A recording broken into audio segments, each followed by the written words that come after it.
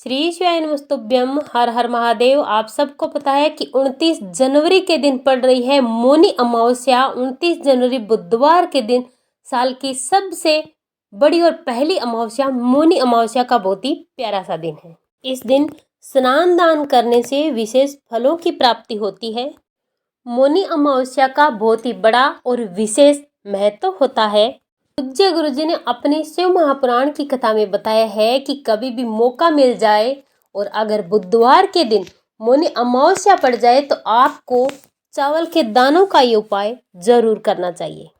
इन दोनों का संयोग बहुत ही कम आता है। पूज्य गुरु जी ने अपनी कथा में बताया है कि इस दिन आपको 11 चावल के दानों का महत्वपूर्ण और विशेष उपाय जरूर करना चाहिए, क्योंकि ऐसा दिन साल में एक बार ही आता है। और आप सब जानते हैं कि मौनी अमावस्या का दिन बहुत ही बड़ा दिन होता है। और मौनी अमावस्या का सबसे बड़ा अगर कोई उपाय है तो वो है 11 चावल के दानों का उपाय।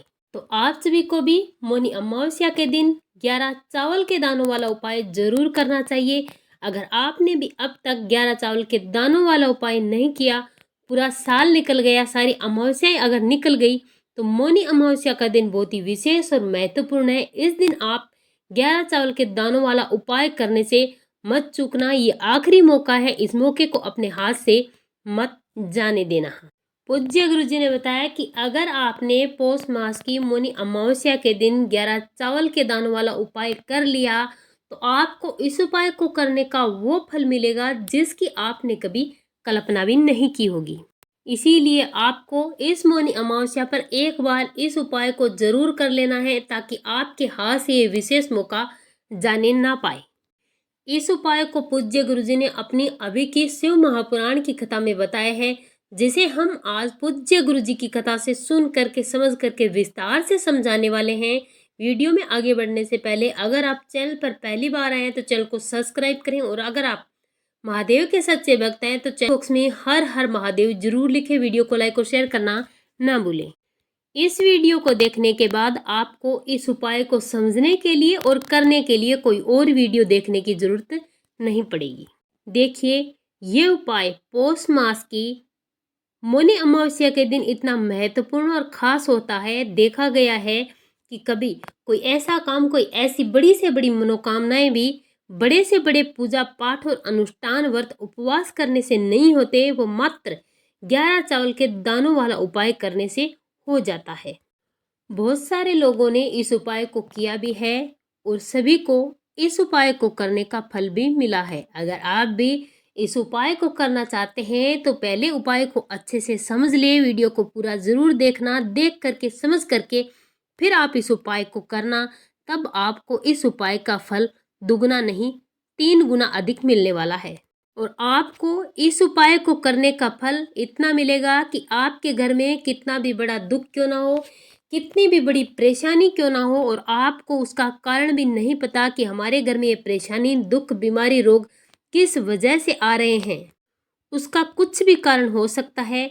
किसी भी प्रकार का पितृ दोष हो सकता है, किसी भी प्रकार का मंगल दोष हो सकता है, किसी भी प्रकार का शनि दोष हो सकता है, आपकी कुंडली में किसी भी प्रकार का दोष हो सकता है, कुछ भी कारण हो सकता है। तो आपको ये 11 चावल के दानों वाला उपाय कर लेना है। ये एक ऐसा उपाय है जिसे अगर किसी भी विशेष दिन पर कर लिया जाए तो उस उपाय को करने का विशेष दिन का फल तो हमें मिलता ही मिलता है। साथ ही साथ अगर 11 चावल के दानों वाला उपाय करते हैं तो उसका फल भी हमें बहुत अधिक होकर मिलता है और बहुत ही जल्द इसका फल हमें मिलता है। बहुत ही चमत्कारी रूप से ये उपाय काम करता है अमावस्या के दिन। तो चलिए बात करते हैं आज के इस विशेष उपाय की। परंतु वीडियो में आगे बढ़ने से पहले हमारा ये जानना जरूरी है कि ये उपाय करना किसे है, किस समय करना है और कैसे करना है, किन बातों का आपको इस उपाय को करते समय विशेष ध्यान रखना है। तो चलिए जानते हैं आज की इस वीडियो में। जो भी इस वीडियो को देख रहे हैं उनको ये 11 चावल के दानों वाला उपाय जरूर करना चाहिए, क्योंकि मौनी अमावस्या के दिन एक एक चावल के दाने का बहुत ही विशेष और बड़ा महत्व होता है। और जब बात आ जाए 11 चावल के दानों वाले उपाय की तो ये सोने पर सुहागा हो जाता है। मौनी अमावस्या का बहुत ही बड़ा दिन है। इस दिन आपको 11 चावल के दानों का विशेष, अचूक और चमत्कारी उपाय जरूर करना चाहिए। तो सबसे पहले जानते हैं कि ये उपाय करना किसे है। तो आपके घर की कोई भी बड़ी और माताएं बहनें इस उपाय को कर सकती हैं, और आप चाहें तो अपने घर के हर एक सदस्य से इस उपाय को करवा सकते हैं। आपके घर का कोई भी बुजुर्ग सदस्य भी कर सकता है, बड़े से छोटा लेकर कोई एक भी कर सकता है, और आपके घर का सभी सदस्य भी इस उपाय को कर सकता है। अगर आपके घर का कोई भी व्यक्ति जिसकी कोई भी बड़ी मनोकामना है जो पूरी नहीं हो पा रही है, कोई भी बड़ी परेशानी है जो दूर नहीं हो पा रही है, किसी भी प्रकार का दुख है, दरिद्रता है, कर्ज है, कष्ट है, रोग है, बीमारी है, तो भी आपके घर का वो सदस्य अपने लिए इस उपाय को कर सकता है। और आप भी अपने घर के किसी भी सदस्य के लिए किसी भी बड़ी मनोकामना और कष्ट को दूर करने के लिए इस उपाय को कर सकते हैं। कहने का मतलब ये है कि आपके घर का हर एक एक सदस्य अपने लिए इस उपाय को भी कर सकता है, और आपके घर की बड़ी माताएं बहनें अपने घर के सभी सदस्यों के लिए भी ये उपाय कर सकता है। इसमें कोई भी दो बात या दो राय नहीं है। दूसरा प्रश्न ये है कि क्या हम इस उपाय को अपने घर में कर सकते हैं? तो बिल्कुल भी नहीं, आप इस उपाय को अपने घर में नहीं कर सकते।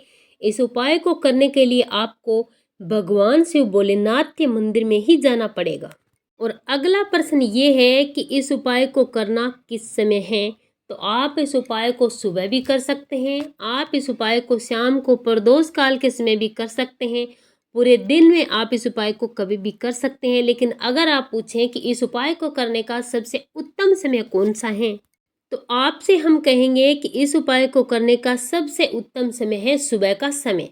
सुबह आप 10 बजे से पहले इस उपाय को करें तो सबसे उत्तम समय है। और अगर आप शाम को प्रदोष काल के समय भी इस उपाय को करते हैं तो ये भी बहुत ही शुभ समय है आपके जीवन से परेशानियों को दूर करने के लिए और आपकी मनोकामना की पूर्ति करने के लिए। तो आप कभी भी इन दोनों में से जब भी आपको समय मिले तब आप इस उपाय को कर सकते हैं। और अगर आपको सुबह और शाम के समय सही नहीं मिल पाता तो आप दिन में कभी भी इस उपाय को कर सकते हैं। अब बात करते हैं कि आपको इस उपाय को करने के लिए किन किन चीज़ों को महादेव के मंदिर में लेकर जाना है। तो आपको केवल 11 चावल के दाने लेकर महादेव के मंदिर में बिल्कुल भी नहीं जाना है।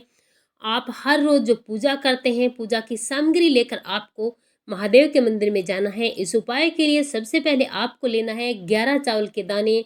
ध्यान रखना, चावल के दाने कहीं से भी खंडित नहीं होने चाहिए, बिल्कुल आपको 11 अक्षत चावल के दाने लेने हैं। और इसी के साथ आपको लेनी है जो भी आपके पास पूजा की सामग्री है वो सारी सामग्री, और साथ ही साथ आपको लेकर जाना है 1 लोटा शुद्ध जल तांबे के पात्र में अपने घर से भरना है, और थोड़ा सा आपको गंगा जल इसमें डाल देना है। और अगर आपके घर में गंगा जल नहीं है तो किसी भी पवित्र नदी का जल आपको इस जल में मिलाना है। और इसी के साथ आपको एक आटे का दीपक तैयार करना है। इस आटे में आपको नमक नहीं डालना है, बिना नमक डालकर एक दीपक आटे से तैयार करना है। इस दीपक में आपको गोल बाती लगानी है और देसी गाय माता का घी इस दीपक में डालकर भर लेना है।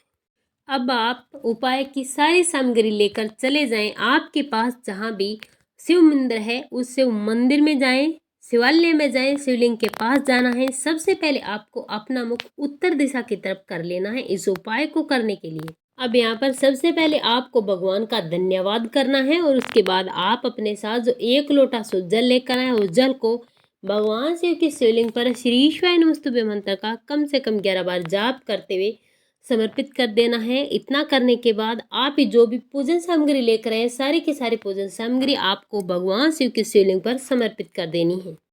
इसके बाद आप अपने साथ जो गाय माता का घी डालकर आटे का गोल बाती का दीपक लेकर आए उस दीपक को माचिस से जलाना है। भगवान शिव के शिवलिंग के इस दीपक से आपको आरती उतारनी है, श्री शिवाय नमस्तुभ्यं कहते हुए अपनी मनोकामना करते हुए, और शिवलिंग के पास आपको इस दीपक को रख देना है। इतना करने के बाद ही आपको इस वाले उपाय को करना है। अब आपके पास जो उपाय करने के लिए 11 चावल के दाने हैं उनको निकालना है, और अपने सीधे हाथ से आपको इस उपाय को करना है। अपने सीधे हाथ में 1 चावल का दाना लेना है, भगवान से ऊपर श्री शिवाय नमस्तुभ्यं मंत्र का जाप करते हुए 1 चावल का दाना चढ़ाना है। इसी प्रकार से दूसरा चावल का दाना अपने सीधे हाथ की हथेली में लेकर श्री शिवाय नमस्तुभ्यं मंत्र का जाप करते हुए भगवान शिव की शिवलिंग पर चढ़ा देना है। और इसी प्रकार से तीसरा चावल का दाना अपने सीधे हाथ की हथेली में लेकर भगवान शिव की शिवलिंग पर समर्पित कर देना है। इस प्रकार से आपको एक एक करके 11 चावल के दाने 11 बार श्री शिवाय नमस्तुभ्यं मंत्र का जाप करते हुए अलग अलग आपको समर्पित कर देने हैं। इस प्रकार से अपना आखिरी चावल का दाना भगवान शिव की शिवलिंग पर चढ़ा करके श्री शिवाय नमस्तुभ्यं मंत्र बोल करके आपकी जो भी मनोकामना है, जिस भी मनोकामना की पूर्ति के लिए आप ये उपाय कर रहे हैं, आपको अपनी मनोकामना बोलनी है अपना नाम और गोत्र बोल करके। अगर आप किसी घर के दूसरे सदस्य के लिए उपाय कर रहे हैं तो उस व्यक्ति का नाम और गोत्र बोले, उसकी परेशानी बोले, उसकी मनोकामना बोलकर आपको ये उपाय करना है। आपकी कोई मनोकामना है तो उस मनोकामना को बोलते उपाय करें। रोग है, बीमारी है, किसी भी प्रकार का दोष है, कर्ज है, कष्ट है, तो अपनी उस समस्या को भगवान शिव से कहते हुए अपना नाम और गोत्र बोल करके आप इस उपाय को करें।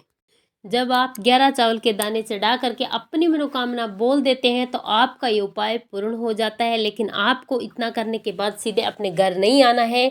अब आपको महादेव की चौखट पर बैठकर 2 मिनट शांति से आपको महादेव के मंत्र का जाप करना है, श्री शिवाय नमस्तुभ्यं मंत्र का जाप करना है, अपनी मनोकामना करनी है। इतना करने के बाद आपको अपने घर आना है। पूज्य गुरु जी कहते हैं कि मौनी अमावस्या का बहुत ही बड़ा दिन है, कुंभ का बहुत बड़ा स्नान है और इस दिन अगर आप 11 चावल के दानों का उपाय करते हैं तो ऐसी कोई समस्या नहीं है जिसका समाधान महादेव नहीं कर सकते और ऐसी कोई मनोकामना नहीं है जिसको पूरा महादेव कर नहीं सकते। मात्र करने की जरूरत है 11 चावल के दानों वाला ये उपाय। श्री शिवाय नमस्तुभ्यं, श्री शिवाय नमस्तुभ्यं।